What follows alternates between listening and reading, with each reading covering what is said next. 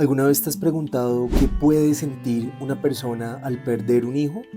El duelo es, sin lugar a dudas, un estado que todos los seres humanos en algún momento de nuestras vidas debemos enfrentar. En esta ocasión entrevistamos a Luis Fernando Cordero, un hombre que tras perder a su hija menor de 21 años, tuvo que afrontar el duelo.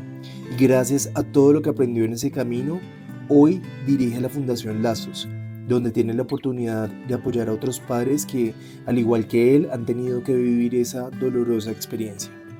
Esta es su historia. Yo creo que sin lugar a dudas la muerte es uno de los momentos más complejos que un ser humano pues puede afrontar. Yo tuve una aproximación a la muerte desde muy temprana edad porque mi papá se murió cuando yo tenía 9 años, entonces como que siempre ha sido un tema que sé que existe, pero al mismo tiempo a medida que uno va creciendo se va dando cuenta pues que hay otras personas que de pronto no han tenido una aproximación a la muerte y ese primer encuentro pues es muy duro, ¿no? O sea, la muerte es un encuentro complejo, pero hace parte de la vida misma también. Y reflexionando en torno a eso y a la muerte en estos días como que pensaba, claro, cuando a una persona se le mueren sus padres, pues esa persona es huérfana. O cuando a una persona se le muere su pareja, pues se le dice viuda o viudo. Pero entonces, ¿cuál es la palabra? Y ahí introduzco el tema con esta pregunta. ¿Cuál es la palabra para un padre que se le murió un hijo o una hija? Sí, realmente no hay como establecida una palabra a nivel, digamos, global, que esa haya sido aprobada por la Real Academia. Ujú. Sin embargo, se viene usando a partir de España y Argentina una palabra que identifica a los que hemos perdido hijos: Ok. huérfilo, Huérfilo. huérfano, huérfilo. Huérfilo. Filo, supongo que la raíz tiene que ver con hijo, filo, Ajá. y huérfano, pues de huérfano. Entonces debe ser como huérfano de hijo. Ok. La palabra que están utilizando es huérfilo. Huérfilo. Ok. Sí. Ok. Bueno, y ahora me gustaría que nos cuente un poco su experiencia con respecto a este tema. ¿Cómo fue? Sí, Empecemos contando pues un poco de la historia de tu familia, de tus hijos. sí, la historia de mi vida, por ejemplo, bueno, yo soy una persona que tengo 5 hijos, 4 hombres y una mujer, Ujú. y consideraba que era un hogar feliz, un hogar completamente normal. Ok. No pasaba nada, era un hogar exitoso. Todos mis hijos, afortunadamente, siendo tantos, me pasaron a estudiar a la Universidad Nacional, Ok, lo cual para uno de papá es una ayuda, porque claro. Y un orgullo también, ¿no? sí, y un orgullo, porque una universidad privada, pues para 5 hijos es mucho dinero. Claro, Entonces yo siempre le decía a mi esposa: vea, qué familia tan linda la nuestra, ¿no? Todo giraba alrededor, digamos, del éxito. claro. Pero de un momento a otro, en el año 2008, mi hija estaba estudiando diseño gráfico en la Universidad Nacional. Ujú. Estaba haciendo cuarto o quinto semestre, ya no recuerdo. O sea, la menor, ¿no? La menor, La bueno, única sí, hija. los 5 hijos son 4 hombres y una niña. Ok.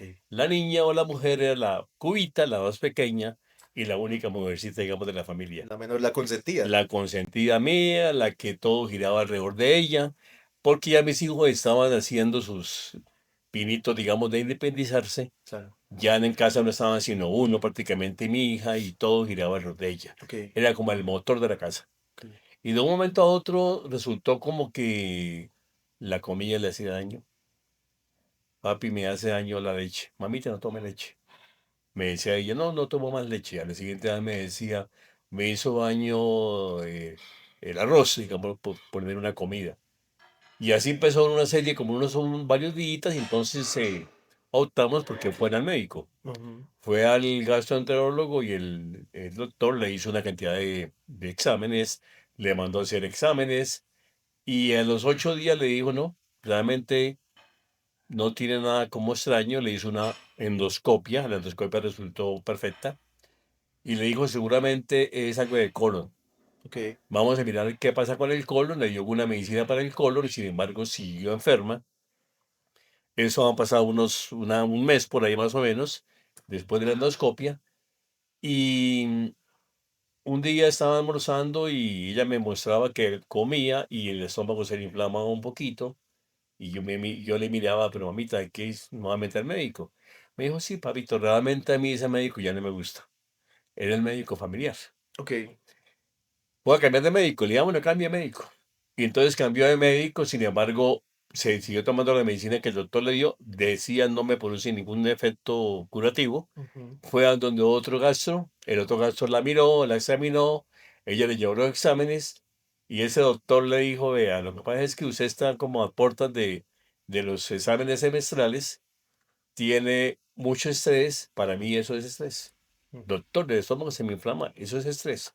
Tengo una orden para en 8 días, pido una cita con un psicólogo. Mm. Mi hija salió de la consulta, me mostró eso y yo le dije, qué raro, ¿no? Que este doctor la mande a un psicólogo. Rarísimo.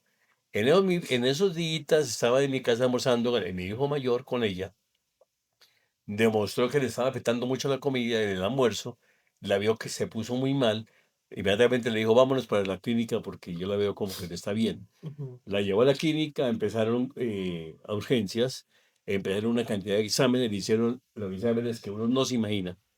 Y los médicos nos decían, realmente no encontramos nada. Ok. Sin embargo, la niña debe tener algo que hay que analizar. Finalmente, después de cantidad de exámenes, ellos optan por decir que hay que hacer una laparoscopia. En esos lapsos eran unos 8 días, en clínica ya la habían dejado, y le hacen la laparoscopia. El médico nos dijo, vamos a hacerle, el equipo de médicos, vamos a hacer este procedimiento. Si usted nos autoriza y ellos nos autorizan, si encontramos algo, lo sacamos. Ok. Estuvimos de acuerdo. Digo, eso se demora unas 4 horas.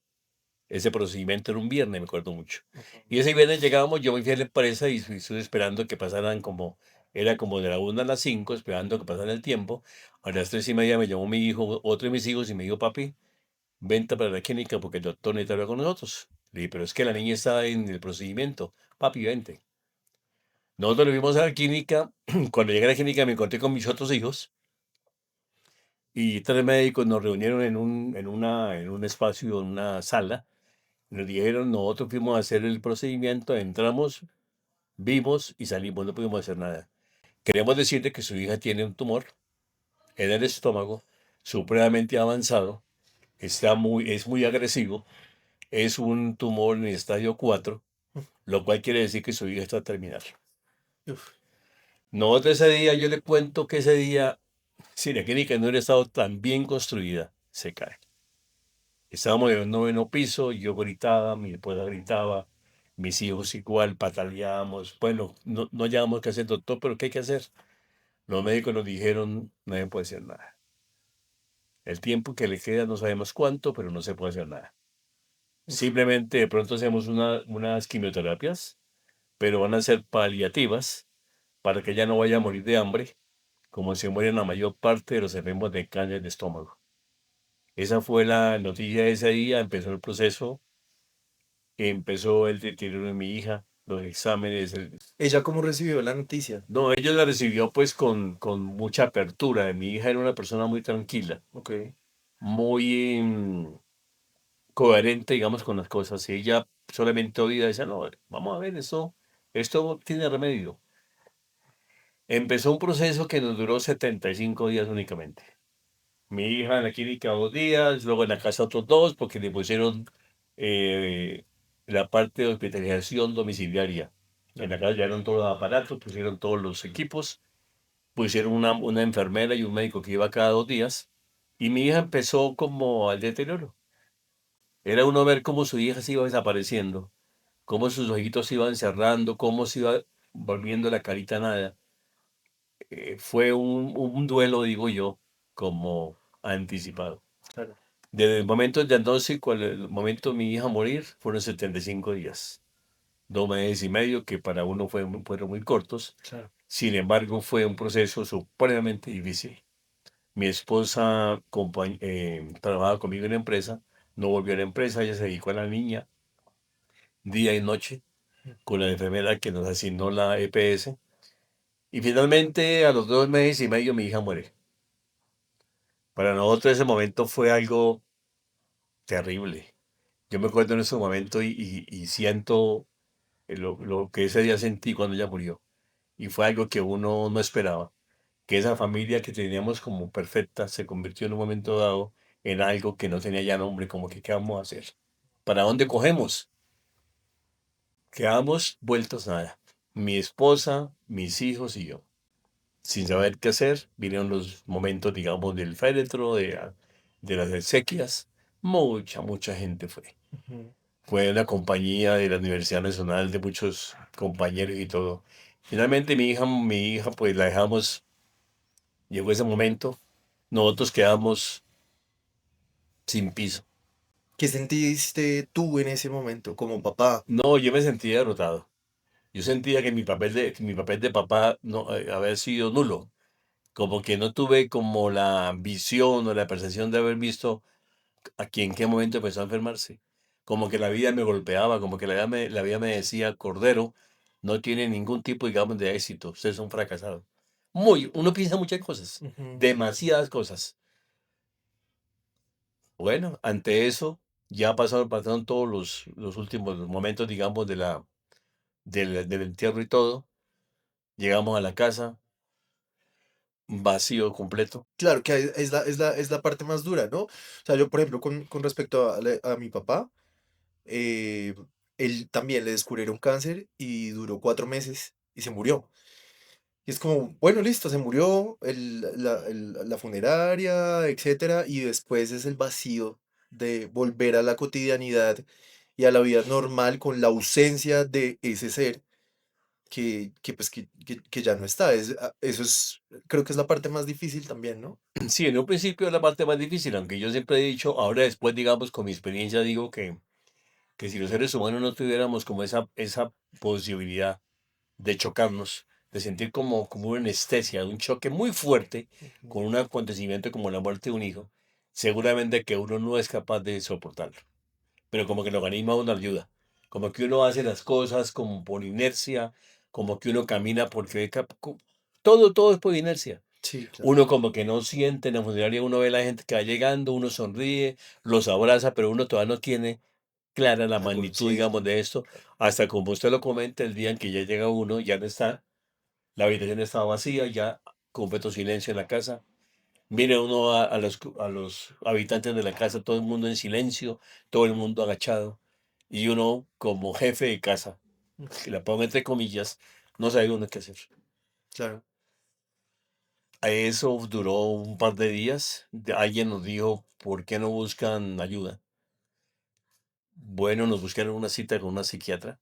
Ok. No sé por qué psiquiatra. Ahora pienso, no sé por qué psiquiatra.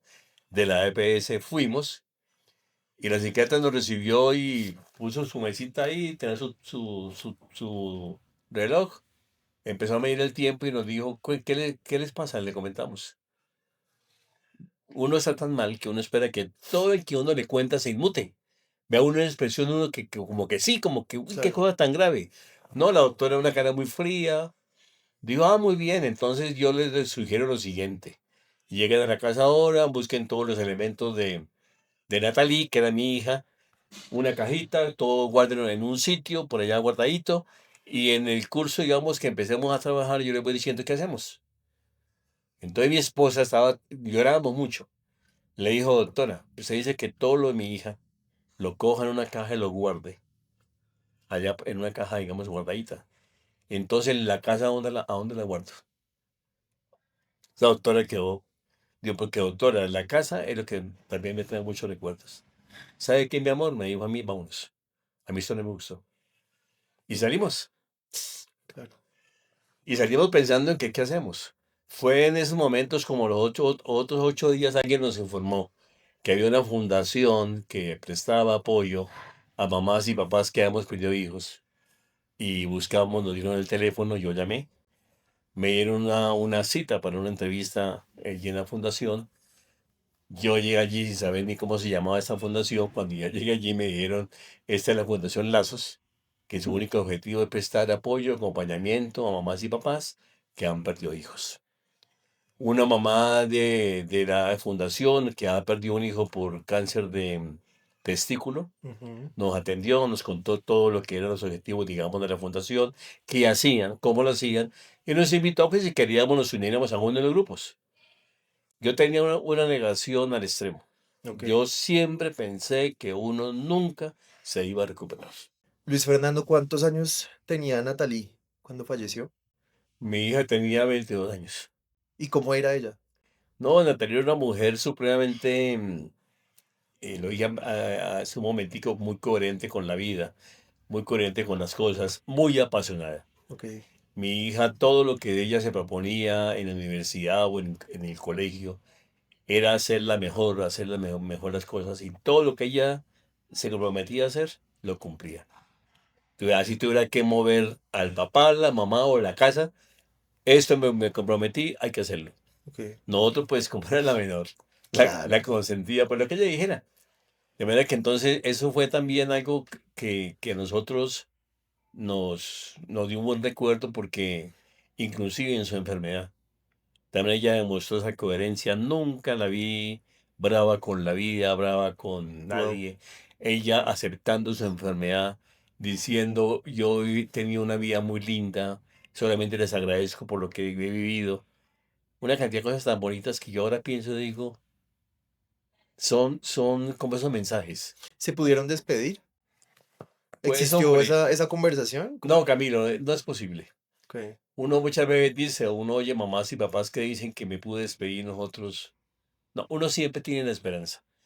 Sabíamos que nada se le estaba haciendo a nivel, digamos, de sanación, ningún tipo de medicina.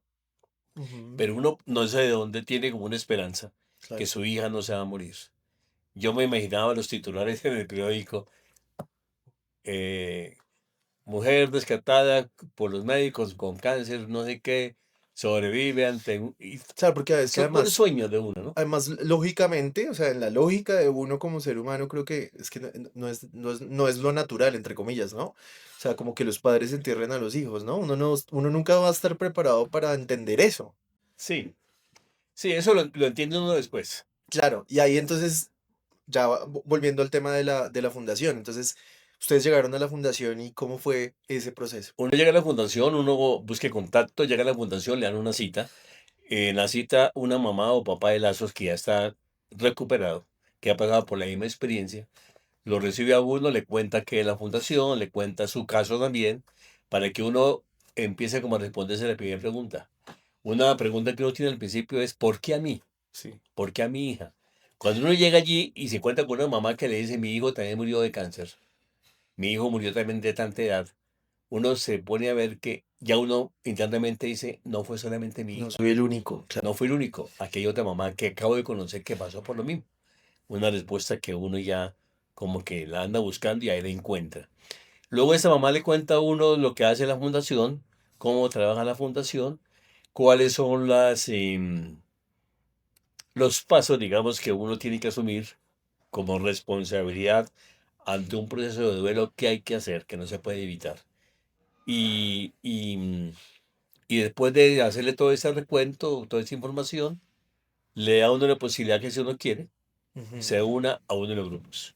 ok, Los grupos están compuestos solamente por mamás y papás que han perdido hijos, ya. O sea, únicamente. la fundación es específicamente para madres y padres que han perdido Es hijos. correcto. Ok, ok.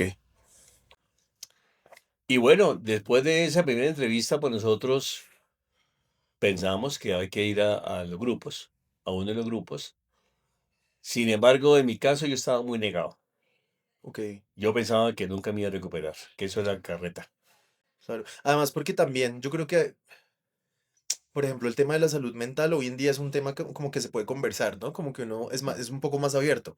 Pero hace años eso no era así. Y lo que hablábamos también ayer en la llamada, para los hombres, para nosotros como hombres, muchas veces hablar de las emociones, pues no es tan fácil, ¿no?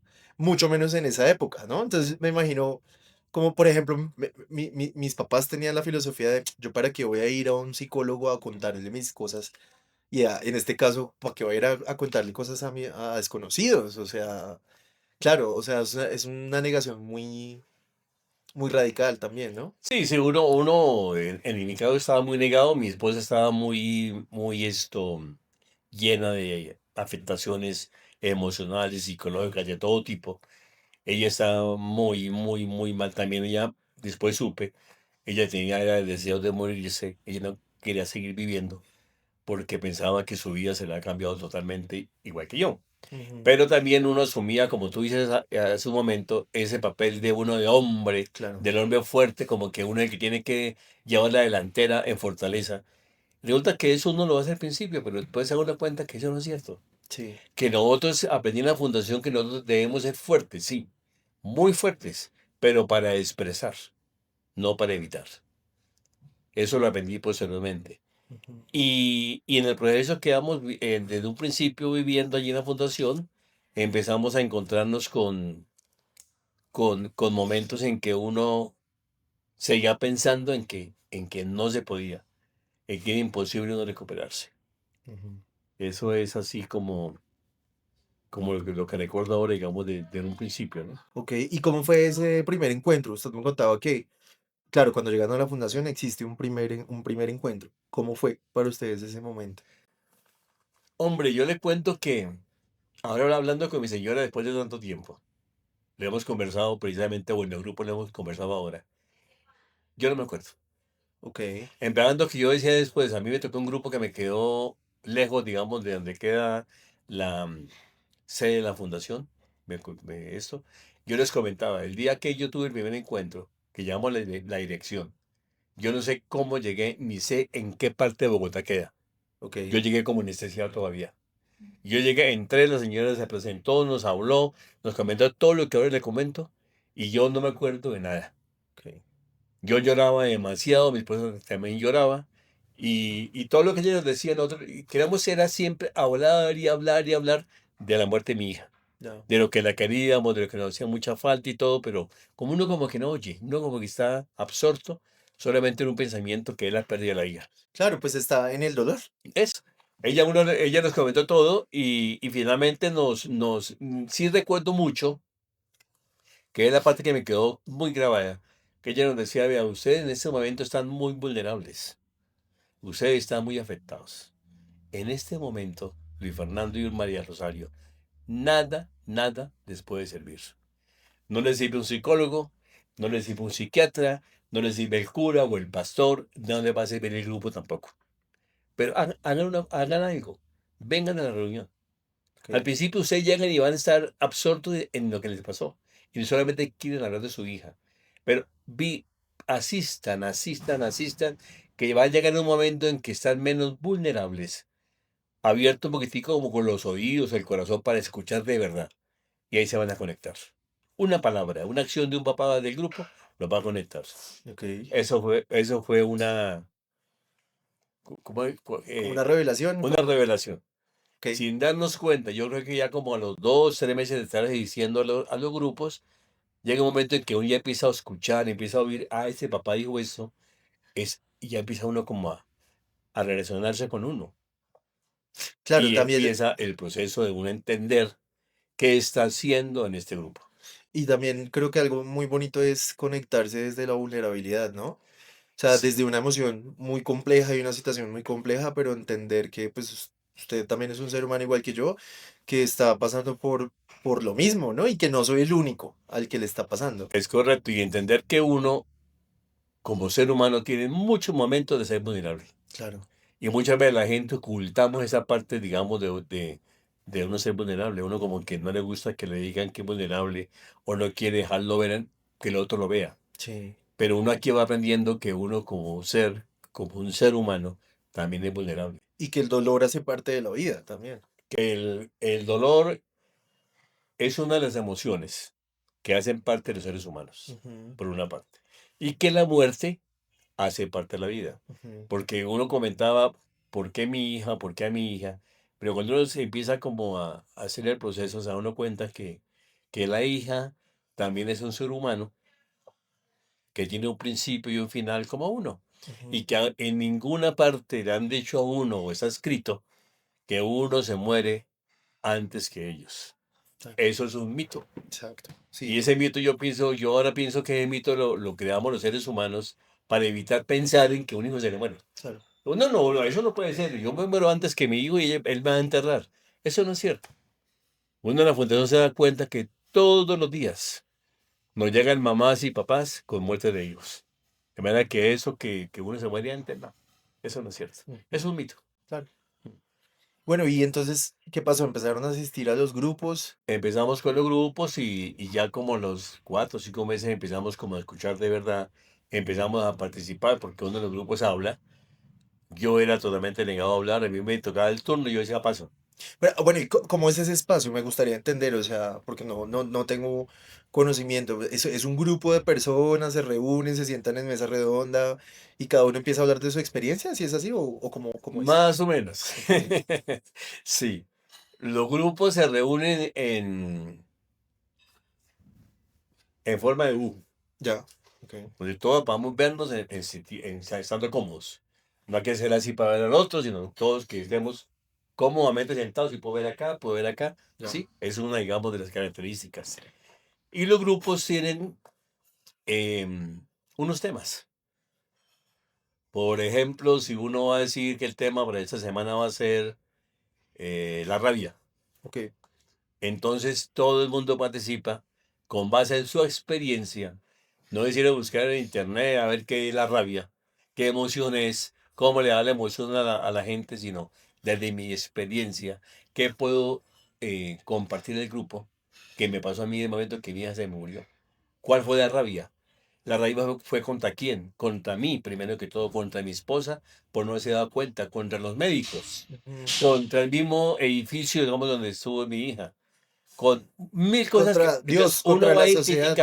uno va identificando los momentos de rabia, los va identificando y como que los va haciendo conscientes para con base en eso ir trabajando esos momentos con el grupo para empezar como a resignificarlos y empezar a encontrarles como un sentido Ujú. y empezar como a minimizarlos. Y eso es muy chévere, acabo de entenderlo como, claro, cuando uno exterioriza en voz alta esas emociones es mucho más fácil entenderlas.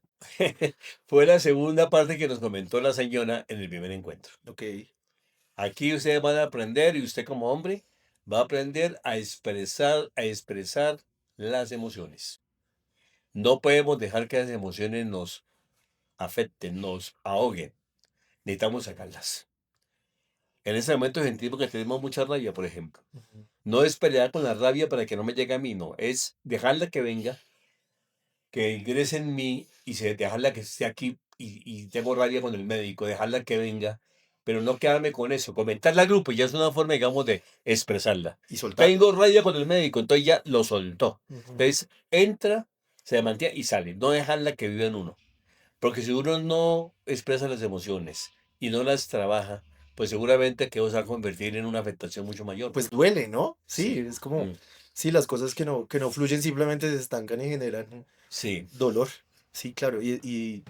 Ok, y entonces ahí, ¿qué empezó a suceder? Ustedes empezaron a involucrarse No, cada vez empezamos a más. involucrarnos, digamos, con los grupos. Ya llegó un momento en que han pasado ya 3 4 años. Nosotros nunca faltamos a las reuniones. Yo acepté mucho el consejo de la primera mamá, que me dijo, nunca vaya a faltar. Empecé a cuadrar mis horarios y todos los lunes, 6 a 8 de reunión de lazos. Ok, Yo cuadraba todas mis cosas, ese lunes para mí ya era sagrado. Era el tiempo como para mí, para hablar de mi hija en los grupos también, porque uno habla de su hijo. claro. Era como una forma de sacar todo ese dolor que teníamos allí, compartir lo que uno estaba sintiendo, que me enseñó con mi hija, que pasó, bueno, mil cosas que uno Ok. va comentándole al grupo. Recordarla también. Todo eso, sí. Y entonces con base en eso ya empezamos a participar. Ya no, nunca faltábamos, empezábamos ya a hablar, empezábamos a llevar las tareas. Tareas es que, por ejemplo, si uno trabajaba el tema de la rabia, lo repito, entonces también uno se podía, lo llevaba para narrarlo o lo llevaba escrito Escrito. y lo leía. Ok. Todo teniendo en cuenta su experiencia. Nada, digamos, que fue que leí por allí, que me contaron, no es lo que yo siento. Y ese proceso pues empezó como a encontrar significados para nosotros. Empezamos como a avanzar. Ya las lágrimas eran un poquito menos. Ya las lágrimas venían no con sufrimiento, sino con amor.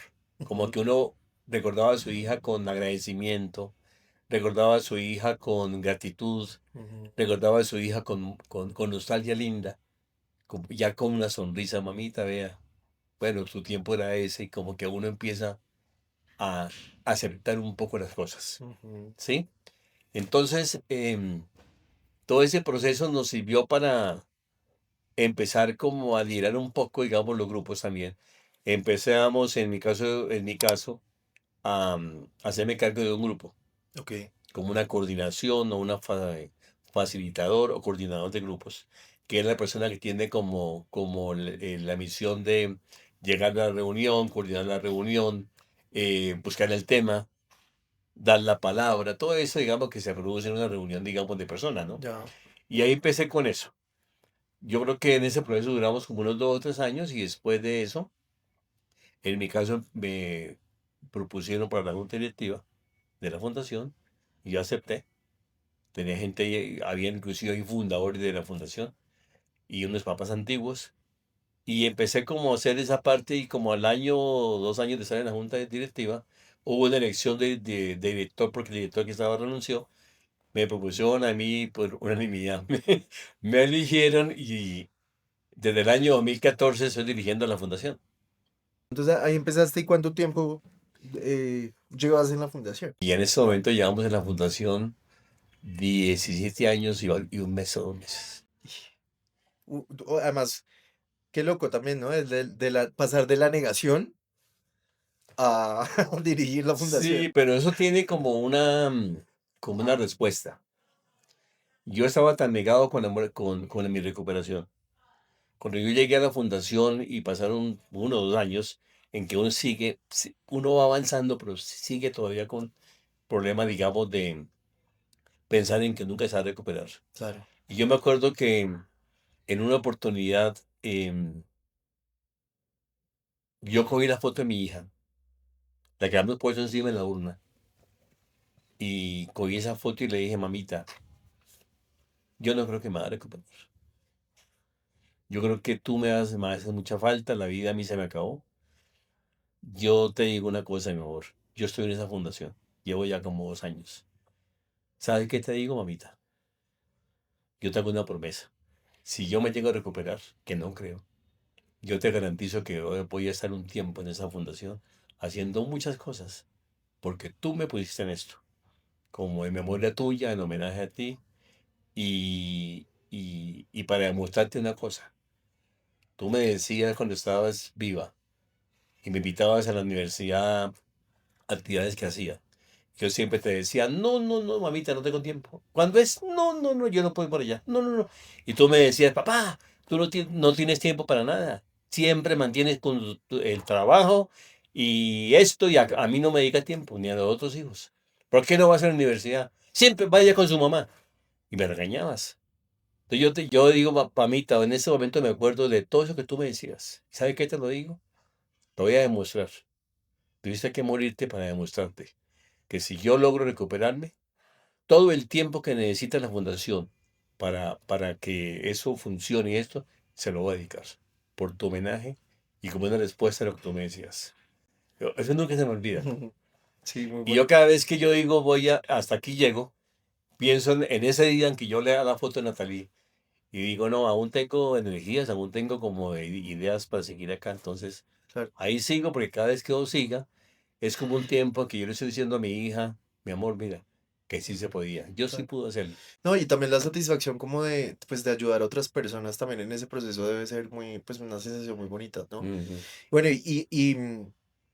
aquí creo que hay una complejidad o algo que me parece importante también como profundizar un poquito y es que una cosa es uno lidiar con el dolor propio, ¿cierto? Como hacer su propio duelo, que obviamente es un proceso personal, pero en este caso estaban también tus hijos y tu esposa viviendo esa misma situación, viviendo ese dolor, viviendo ese duelo. ¿Cómo fue para ti como esposo acompañar a tu esposa en ese momento, por ejemplo? Sí, sí, sí, mm, me acuerdo que aprendí en la fundación en primer momento que, como tú dices, el duelo es único y personal. Era mi duelo, era el de Rosario, era el de mis hijos. Yo pensaba o sí, en ese momento pensé que debería como trabajar mucho en mi proceso. Y como que esa forma en que yo fuera avanzando, como que le llegara a ella por ósmosis, ¿no? Y fuera viendo ella que si yo podía, ella también podía. Y siendo muy consecuente con ella. Ujú. siendo muy empático con ella, conociéndola y dejándola que ella expresara todo lo que quisiera. Mi esposa lloraba día y noche. Ok. Yo llegaba y la veía en la casa y esos ojitos hinchados de llorar. Yo nada le decía, simplemente una manita se la apretaba y le decía, mamita, cuídate mucho, mi amor. Y así como que fuimos manejando ese proceso, mis hijos llegaron a la casa también, los que ya no vivían en la casa. Nosotros habíamos tenido un almuerzo todos los domingos. Mi esposa hacía un almuerzo especial. Llegaban todos mis hijos, compartíamos el almuerzo en familia y eso se acabó. Ok. Mi esposa dijo, ya no vuelvo al supermercado, no vuelvo a cocinar, yo no vuelvo a hacer nada. Bueno, mamita, pues si no quieres por ahora, bueno, bien. Viendo yo esa afectación y que mis hijos llegaban a la casa, nadie hablaba, nos veían llorando. Entonces yo aprendí o me ideé, de alguna parte saqué, hacer un encuentro con ellos. Yo tomé los correos de cada uno, los cité a una reunión en la casa, el tal día, solos, sin pareja y sin nada. Vamos a estar ustedes cuatro, mi esposa y tu mamá y yo. Y vamos a hablar. Yo le bauticé ese día la reunión de sofá, porque era en el sofá de la casa, de la sala. Y ahí llegamos esa primera vez, nos reunimos los seis. Empezamos, yo dije, estas reuniones para que ustedes vean que nosotros estamos, lo que estamos pasando. Estamos muy malos, se dan cuenta que llegan a la casa y nadie los saluda, estamos supremamente mal, porque Natalie se nos murió. No es que a ustedes no los queramos. Simplemente uno de ustedes pudo haber sido y estábamos iguales. Ujú. Estamos muy mal, pero hijos, estamos haciendo un proceso en una fundación que es Lazos, les comentamos, y allí he aprendido que uno tiene que sacar todo lo que tiene por dentro. Yo los invito para eso, que veamos cada uno qué estamos pensando, cómo estamos afectados, qué nos molesta y lo compartamos acá, Oh, o sea, tú abriste ese espacio. en ese espacio. Y bueno, hubo participación de todos mis hijos. Eso fue una sesión supremamente dolorosa, pero muy, muy enriquecedora, porque conocimos cada uno que estaba pensando, tanto que uno de mis hijos, yo tengo gemelos, uno de mis hijos le dijo a Rosario, a mi esposa, mamá, nosotros te necesitamos una mamá al 100%. O para ti hubiera sido mejor que me hubiera muerto yo, porque te quedaba la copia con Johan, digamos, Uf, con el otro hermano. Eso a ella la tocó, la confrontó, la sintió como que claro, la atacaban en ese sentido, pero finalmente ella después comenta que eso le sirvió. claro. Se dio cuenta que ella debía también saber que se ha muerto una hija, pero que los otros hijos también La merecían necesitan, sí, la atención y también el amor que ellos necesitaban. claro. Pues ese día nos sirvió muchísimo esa reunión y nos sirvió como base para cada momento que yo sentía que estábamos mal. Yo citaba la reunión de sofá y empezamos a hacerla. Ok. Tanto camino que han pasado de 17 años, 17 años. Y mis hijos, unos viven en el exterior, otros viven acá. Y cuando llegan todos, yo le mando el correo. Necesitamos una Reunión de reunión de sofá. sofá. Llegan los cuatro, nos sentamos los seis ahora y me comentan que están trabajando esto, todo lo que están haciendo en la vida.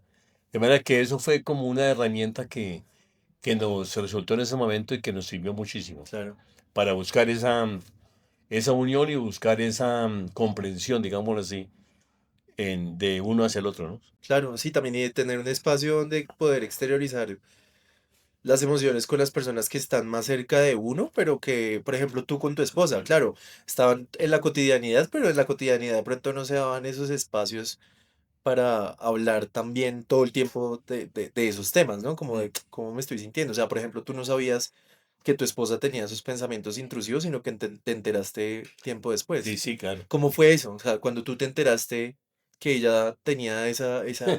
No, ya, eso ya y fue en una reunión de grupo, Ok, que en ningún momento el tema tenía que ver con eso, con una parte, digamos, intentos de suicidio, eh, de papá o mamá que está en el grupo, en la reunión, entonces cada papá comenta, y ella en su momento comentó esa parte. Que ella cuando íbamos a la fábrica y íbamos, estábamos en un cuarto piso, ella se iba a la ventana, miraba y pensaba si me mando, si yo, que entonces, pero también pensaba ahora, ay, los vecinos qué van a decir. O sea, había como una contra ahí, Claro, ¿sí? claro. Eso fue el momento en que uno cuando está pasando por esta situación, yo pienso que todos hemos tenido esos pensamientos como de hacernos daño. Sí, intrusivos. Y lo buscamos como para evitar huir de ese sentimiento de dolor Claro, que estamos en ese momento teniendo, ¿no? claro, claro. Es, Sí, hay momentos en los que el dolor es tan fuerte que uno no encuentra una salida, ¿no? Como, sí, es como buscar la salida, causando mucho más dolores después, porque si usted toma la salida y usted va a quedar bien, que se murió, el resto de su familia, ¿cómo va a elegir? claro. Entonces va a multiplicar, digamos, el dolor. Sí, sí, sí. Y bueno, después de tantos años en la fundación, de conocer, me imagino también tantas historias de otros papás, ¿qué crees que es lo más complejo para un padre a la hora de afrontar el duelo por la muerte de un hijo? Es pensar en que puede solo, Ok, en que yo puedo solo con esto y resulta que, con base en la experiencia nuestra, pensamos que no. Que cuando uno le pasa una situación como esta, lo más indicado es buscar ayuda. La ayuda que uno piense que le va a servir. ujú, Hay muchas ayudas, pero lo importante no es quedarse en la casa rumiando el dolor, sino viendo a ver dónde encuentra una orientación para que ese duelo no se vaya como a somatizar, no se vaya como a complicar claro. y logre más bien hacerlo para que ese procedimiento le sirva para encontrar, digamos, un nuevo significado a la vida, ¿no? Claro, sí, es encontrar una manera de transmitir esa emoción, ¿no? Sí. Al final del día. Entonces yo pienso que es eso, ¿no? Es como el hecho, digamos, de afrontar su dolor y buscar la ayuda, ¿no? Para mirar que con otros seguramente cada vez es más fácil, ¿no? Entonces tú podrías decir o crees, consideras en este momento que una persona se recupera después de la muerte de un hijo. Desde mi punto de vista personal, sí. No es nada fácil, pero es posible. Em, y también, como decíamos en la fundación, no es que uno se recupere olvidando. Nosotros nos recuperamos recordando. Uno al principio no puede hablar, digamos, del hijo. Muchas veces la gente se niega a hablar del hijo porque piensa que eso le trae sufrimiento. Claro. Y más bien lo evitan y se ponen a trabajar y se ponen a viajar y se ponen a hacer otras actividades desconociendo que ese momento que están viviendo hay que afrontarlo como duelo. Claro. Y entonces esto, después de que uno lo afronta, uno hace un proceso bien hecho, muy consciente, logra uno transformar ese dolor en amor. Y logra uno resignificar el sufrimiento. Porque también aprendimos en la fundación que el dolor es una cosa y el sufrimiento es otra. No es igual. Uno al principio piensa que el dolor es igual que el sufrimiento. Con base, digamos, en lo que uno trabaja en la fundación, se da cuenta que no. Que uno puede tener dolor todo el tiempo. Ahí es más, el dolor nunca se va a ir. Porque el dolor es una emoción primaria de nosotros los seres humanos. Todo el tiempo un ser humano tiene dolor. O físico o psicológico, pero lo tiene. En su vida, muchos momentos de dolor. En el día, tiene dolor porque, ay, me quedó el tarde y me da un dolor que eso. Y le pasa, ¿no? Le llega y le pasa, le llega y le pasa. O sea que el dolor es imposible quitarlo. Lo que pasa es que uno, pues, después de que ha pasado por la muerte de un hijo, ese dolor que es tan fuerte, que lo lleva al sufrimiento, uno logra el dolor transformarlo y convertirlo en que todo ese dolor más bien es como, como un principio del amor que uno tiene por ese hijo o esa hija. Entonces uno ya como que todo le gira al amor. Claro, por ejemplo, un claro ejemplo que se puede transformar también ese dolor en inspiración, en, no sé, en mil cosas, ¿no? Porque además, por ejemplo, según lo que nos has contado también, tú cambiaste como ser humano a Total, partir de ese dolor, ¿no? total. Y me imagino que también te has tenido que preparar y has tenido que hacer muchas cosas diferentes, pues, a lo que haría un papá. Sí, nosotros tenemos, digamos, tenemos un principio filosófico en la fundación que dice que cuando nuestros hijos murieron, nosotros cambiamos, no somos los mismos. En las reuniones siempre leemos los principios filosóficos, este es uno. Ok, Y el papá nuevo, cuando llegue y lo lee, como que lo vuelve y lo mira. ¿Cómo así? ¿Cambiamos por qué o para qué vamos a cambiar? ¿Es que yo soy mala persona? Piensa uno en el momento. Pero cuando uno ya hace su proceso de duelo, se da uno cuenta que uno sí cambia, tal como Camilo lo plantea. Uno no vuelve a ser el mismo. Ujú, Es como un antes y un después. ujú, Y uno cambia siempre para mejorar como ser humano. Uno mejora como ser humano. ujú. Se vuelve más empático, se fija uno más en el otro como un ser humano. Ya pierde como esa importancia, no que se quite, pero esa importancia de la parte económica, de la parte de, bueno, mil cosas que los seres humanos pensamos que es sentido de vida, que el viajar, que prepararse, todo aquello. Uno como que esa parte no se pierde, pero se va como resignificando. Y hay un momento en que uno piensa que es mucho más importante conocer a una persona y mirar cómo la ayuda desde el punto de vista como es ser humano. Ujú. Entonces, el cambio que uno le produce es ese, lo cual nosotros pensamos que es lo que uno piensa que mejora como ser humano. Ok. Es lo que, pero el cambio sí es obviamente No, que... y además, por ejemplo, tú me comentabas que también estudiaste, por ejemplo, psicología, ¿no? O sea, también a nivel profesional, obviamente, tuviste un... Sí, sí, yo pienso que también el hecho, digamos, de estar involucrado en la fundación, de ver una cantidad de temas que uno no desconocía, le da a uno como esa inquietud de ver, bueno, ¿qué son las emociones? Ujú, Y empieza uno como a mirar y pronto lleva uno un conferencista, habla de eso y uno como que interesa. Yo me interesé mucho. Y dije, bueno, a mi edad, ¿qué voy a hacer? Y ya, ujú. pero bien, voy a estudiar. Y me inscribí a la universidad, estudié psicología. Ok. Yo me gradué ya muy mayor. Y después de eso, también, pues, como para conocer más profundamente lo que es la parte, digamos, de la afectación de los seres humanos ante una pérdida de un hijo o una hija. Dije, ese es duelo, entonces me dio por también estudiar la parte del duelo. He hecho algunos diplomados, algunos cursos en algunas instituciones sobre duelo. Ok. Y todo eso me ha servido para complementar la formación de los papás y mamás que después de estar en los grupos expresan su deseo de ser coordinadores coordinadores o hacer primer encuentro. Entonces yo me creé ahí como una especie, digamos, de capacitación, un taller. Y cada año hacemos un taller de la fundación para los papás que lleven más de 2 años y que han demostrado ya un cierto, pues, Proceso. a- cumplimiento, digamos, en las reuniones, en las tareas y han ido avanzando en su proceso. Entonces ellos llegan allí, le damos el taller y de esos que van al taller, le damos la posibilidad que se hagan cargo de uno de los grupos. Entonces ya tenemos mucha gente nueva en la fundación que hace unos años no era posible, que han tomado el papel de coordinadores y nos están ayudando con los grupos y nos están ayudando en el primer encuentro. Ok. Y cuando uno, Camilo, cuando uno toma esa bandera, la recuperación se dispara.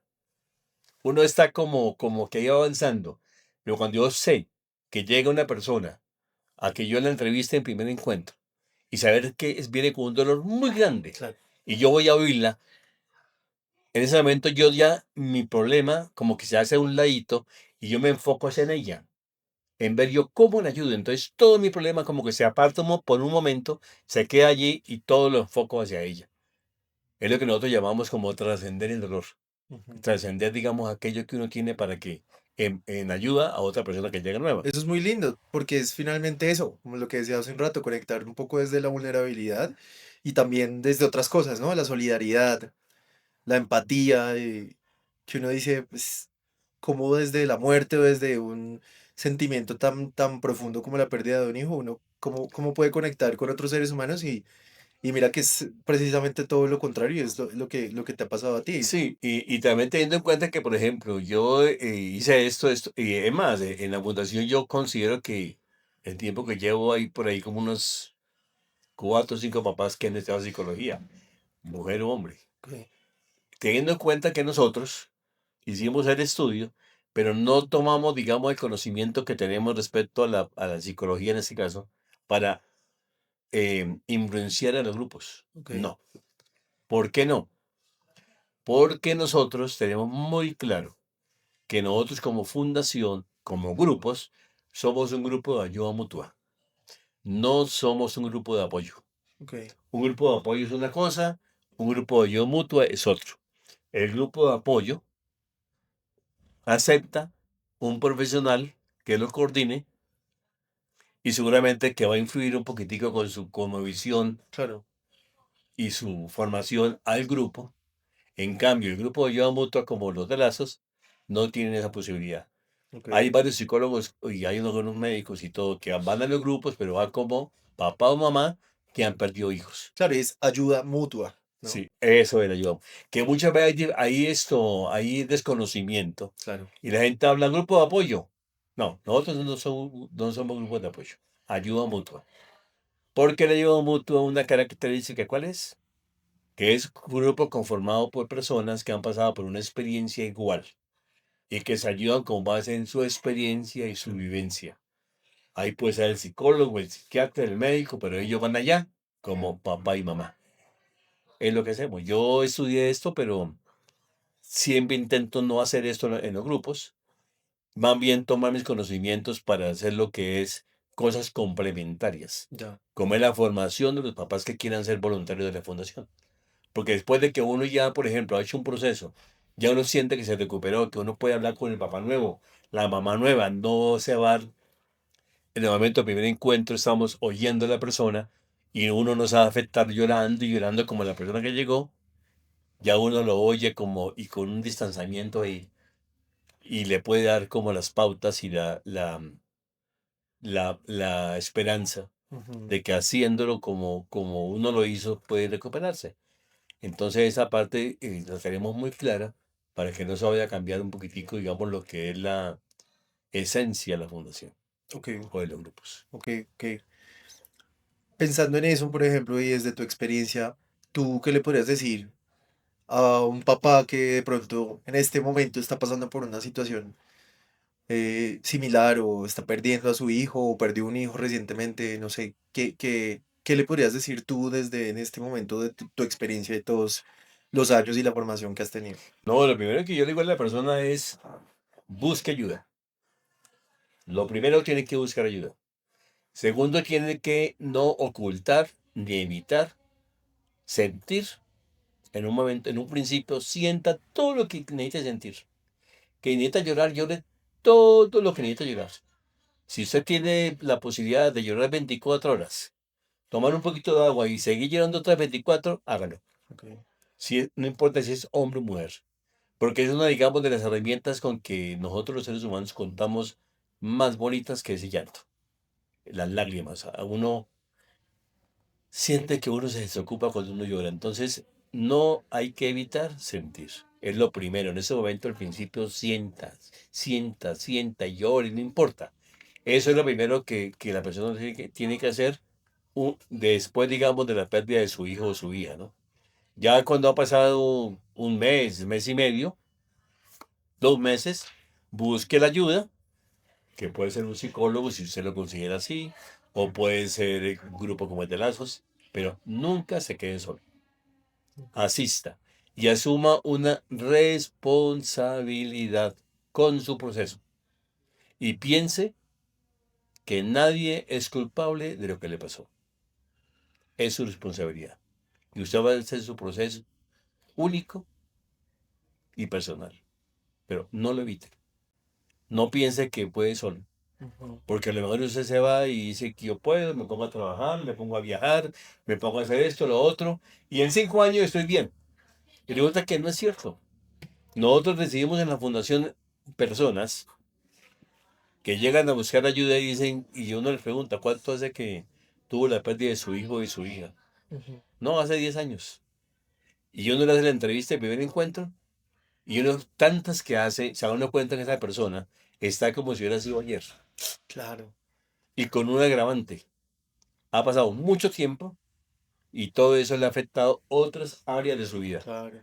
Entonces, lo primero que nosotros le decimos es, busque ayuda, Claro, sí, finalmente el duelo es algo que hay que tramitar. de una.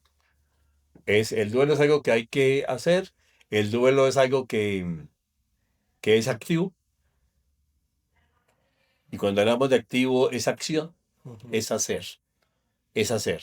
No es que hace pensando, sí, o hacer esto, no, es acción, hágalo, afronte, que esa es la tarea que tiene que eh, resolver en un momento dado, digamos, en el proceso. Y sabiendo que si esa persona busca la ayuda, afronta su proceso, hace las tareas, estoy completamente seguro que a la vuelta de un tiempo X, cada persona es única, cada uno se demora distinto, puede encontrar esa lucecita que no encontró al principio, puede decir, sí se pudo. ¿Cuál es esa lucecita, ese punto de decir sí se pudo? O sea, ¿en qué momento sentiste tú eso? Lo siento cuando uno empieza ya a ver que la vida tiene significado, que la vida tiene sentido. Porque al principio todos pensamos que la vida perdió sentido. Y todos tenemos una frase cuando llegamos por la muerte de un hijo y decimos, mi vida quedó sin sentido. Ok. También lo pongo yo como eh, entre comillas, entre paréntesis, porque todos lo decimos así, pero eso no es cierto, desde mi punto de vista. Son- Puede ser que ese sentido sea ya, esté por ahí difuso, no se vea, pero siempre va a haber un sentido. Bueno, ahora la pregunta existencial. ¿Cuál es el sentido de tu vida en este momento después de toda esa experiencia? No, el sentido de mi vida en ese momento es que la vida tiene posibilidades, que la vida tiene mucho, mucho, mucho que hacerle, mucho que recibirle, muchas preguntas que a uno la vida le hace y uno tiene con qué responderle. Eh, Mucha preparación, digamos, como ser humano, saber que el sentido para mí ha sido pensar en que uno no debe mirar a la persona como el empleado, como el portero, como el conductor, sino como un ser humano verdadero. Quitarle esas etiquetas y ver que ese ser humano merece que yo me fije en él y yo pueda en un momento dado darle cualquier tipo, digamos, de ayuda para que su vida se encuentre ese sentido que de pronto en ese momento está en la nebulosa. Ujú. Y eso lo trabajo en mi vida diaria, lo trabajo en la fundación. Siempre le estoy diciendo a los papás que hay que trabajar con responsabilidad, que todos tenemos la posibilidad, digamos, de resignificar la vida, que la vida tiene sentido bajo cualquier circunstancia, que hay una afectación muy grande que es una situación límite, como es la pérdida de un hijo o una hija, al menos en esta cultura occidental, que nos afecta muchísimo, pero que eso que para nosotros sería algo supremamente grave, que no tiene respuesta, sí la encontramos, si nosotros decidimos trabajar en eso, ¿no?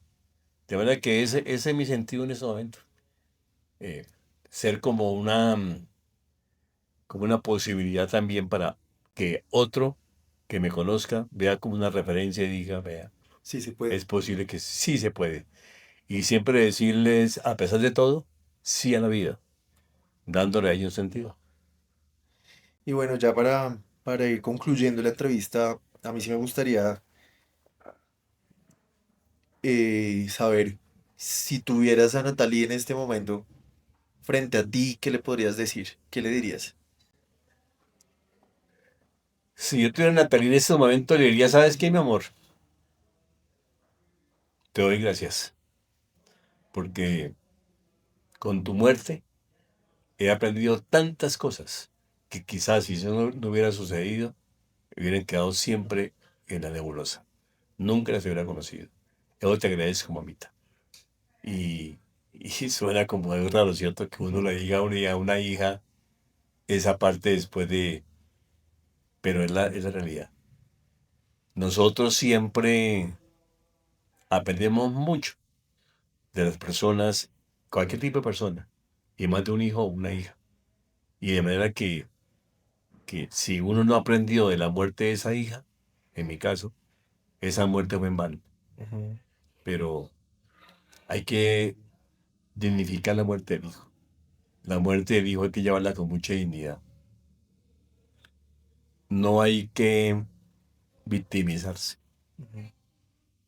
porque la vida es una Ujú. y la vida sigue siendo bonita Ujú. y la vida sigue teniendo posibilidades. y la vida tiene sentido, ya lo dije, bajo cualquier circunstancia. Y todos los seres humanos tenemos esa libertad para poder elegir la actitud con que enfrentamos una cosa u otra. Ujú, ¿Me identifico la muerte de mi hija o me victimizo? Yo decido. ujú. Más fácil victimizarse, más complicado hacer un proceso de duelo. Pero seguramente que es más complicado, pero va a ser más productivo. Claro. Eso es lo que yo puedo decir. Sí, pues bueno, no, yo simplemente quiero darle las gracias porque sé que pues no es tan fácil de hablar de estos temas, ¿no? Como que no todo el mundo de pronto tiene la apertura para poder hacerlo, pero sobre todo también pues gracias por ayudar a tantas personas que estoy seguro que de pronto han encontrado a través de su historia y la historia de tu familia, pues esa luz para entender que sí se puede y estoy seguro que esta entrevista pues le va a llegar también a muchas personas que van a necesitar escuchar estas palabras. Entonces, de verdad, Luis Fernando, muchísimas gracias por tu tiempo, por estar acá, por tu historia, pero por el gran trabajo que haces y bueno, espero que esta entrevista también honre la memoria de tu hija. No, bueno, Camilo, muchas gracias por la entrevista también y saber que nosotros estamos, como sede en Bogotá, Ok, Fundación Lazos. ok, Tenemos la página www.fundacionlazos.com. Tenemos grupos en varias ciudades del país. ok. Tenemos también grupo a partir de la pandemia. Nos tocó crear un grupo virtual. Virtual, pues, te iba a Siempre preguntar. pensábamos nosotros que la virtualidad no servía para cuando se manejan sentimientos, pero la experiencia nos demostró que sí. Ujú. Y tenemos un grupo que trabaja también virtualmente. Tenemos papás de Colombia, de Japón, de Estados Unidos, que cada lunes se conectan con nosotros. Y uno va visto la evolución, digamos, de la gente cuando llega a la fundación. Claro, Es la invitación, ¿no? claro, claro. A que sepan que hay un sitio que en un momento dado les puede servir. Maravilloso, maravilloso. Entonces ahí está la invitación abierta para las personas que nos están viendo. Si de repente conocen a una persona que está atravesando el duelo de un hijo o ustedes, pues ya saben que existe la Fundación Lazos donde van a poder encontrar Sí. el apoyo que seguramente necesitan. Entonces, Luis Fernando, muchísimas gracias. Ahí les vamos a dejar las redes sociales, la página web para que puedan seguirlos y enterarse de todo lo que hacen. Y también les agradezco su apoyo suscribiéndose a este canal para seguir haciendo y viendo más entrevistas e historias inspiradoras como esta. Muchísimas gracias, Luis Fernando. Ok. Un gusto, un gusto. Muchísimas gracias. Ok. Corte.